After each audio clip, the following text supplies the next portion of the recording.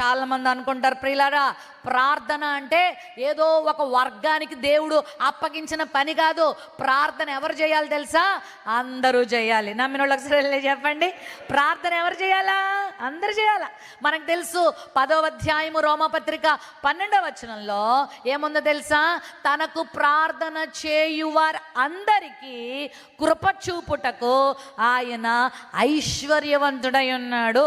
ప్రార్థన అందరూ చేయాలి. యేసుప్రభు కూడా ప్రార్థన చేశాడా లేదా? చెయ్యాలా? ఆయన ప్రార్థన చేయడం అవసరం ఆయనకి. ఎందుకు చేశాడు మరి? ఆయనే సృష్టికర్త.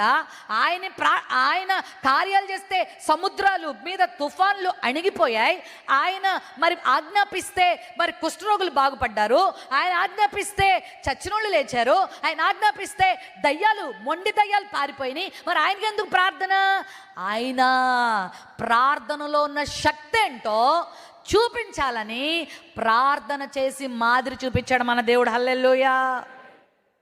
యేసు ప్రభు సువార్త పరిచర్య బ్రహ్మాండంగా చేశాడు.